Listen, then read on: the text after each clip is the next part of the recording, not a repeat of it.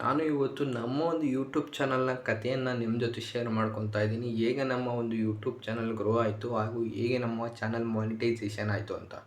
Actually ಹೇಳೋದಾದರೆ views ಪಡೆಯೋದು ಸ್ಟಾರ್ಟಿಂಗಲ್ಲಿ ಎಷ್ಟು ಕಷ್ಟ ಅಂದರೆ ನೀವು ಊಹೆ ಕೂಡ ಮಾಡೋಕ್ಕೆ ಸಾಧ್ಯ ಇಲ್ಲ. ಯಾರಾದರೂ ಹೊಸ್ದಾಗಿ ಯೂಟ್ಯೂಬ್ ಚಾನಲ್ ಓಪನ್ ಮಾಡ್ತಿದ್ರೆ ಅವ್ರಿಗೆ ಗೊತ್ತಿರುತ್ತೆ ಸ್ಟ್ರಗಲ್ ಏನು ಅಂತ.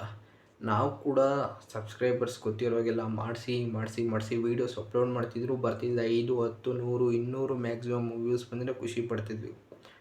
ಅವಾಗ ಏನು ಮಾಡಿದ್ವಿ ಅಂದರೆ, ನಾನು ಸಿಕ್ಕಿದವ್ರಿಗೆಲ್ಲ ಡೈಲಿ 10ರಿಂದ 20 ಜನ ಸಬ್ಸ್ಕ್ರೈಬರ್ಸ್ ಹೋಗಿ ಮಾಡ್ತಿರೋದ್ರಿಂದ ನಮಗೇನೋ ಸಬ್ಸ್ಕ್ರೈಬರ್ಸ್ ಪ್ರಾಬ್ಲಮ್ ಅಂದರೆ ಬೇಸಿಕ್ ಅಚೀವ್ಮೆಂಟ್ 1000 ಸಬ್ಸ್ಕ್ರೈಬರ್ಸ್ ಅದೇನೋ ಸಾಲ್ವ್ ಆಗೋಯಿತು. ಆದರೆ ನಮ್ಮ ಚಾನಲ್ ಹೆಸರು ಏನಿತ್ತು ಅಂದರೆ ಫಸ್ಟು ಲೈಟ್ ಗೇಜ್ ಅಂತ ಇತ್ತು, 1000 ಆಗಿತ್ತು. ಅದೊಂದು 6 ತಿಂಗಳು ವರ್ಕ್ ಮಾಡಿದ್ವಿ ನಾವು ಚಾನಲ್ಗೆ. ಸಡನ್ನಾಗಿ ಅದು ಡೆಲೀಟ್ ಆಯಿತು. ಯಾಕೆ ಡೆಲೀಟ್ ಆಯಿತು ಅಂತ ಆಮೇಲೆ ಹೇಳ್ತೀನಿ.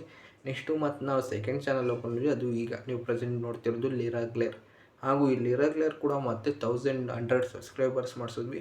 ಅದ್ರಲ್ಲಿ ನಮಗೆ ಪಾಯಿಂಟ್ ಇದ್ದಿದೆ ಹೇಗೆ ವೀಡಿಯೋದಲ್ಲಿ ವ್ಯೂಸ್ ತರೋದು ಅಂತ. ಸಡನ್ನಾಗಿ ನಮಗೊಂದು ಟರ್ನ್ ಓವರ್ತು. ಕಂಟೆಂಟ್ಗಿಂತ ಇಂಪಾರ್ಟೆಂಟು ಕ್ಯೂರಿಯಸ್ಸು. ಜನರ ಮೊದಲು 5-10 ಸೆಕೆಂಡಲ್ಲಿ ಆ ವೀಡಿಯೋಗೆ ಹೇಗೆ ಕ್ಯೂರಿಯಸ್ಸಾಗಿ ತರಬೇಕು ಅನ್ನೋದು ಆಗ ಅರ್ಥ ಆಯಿತು.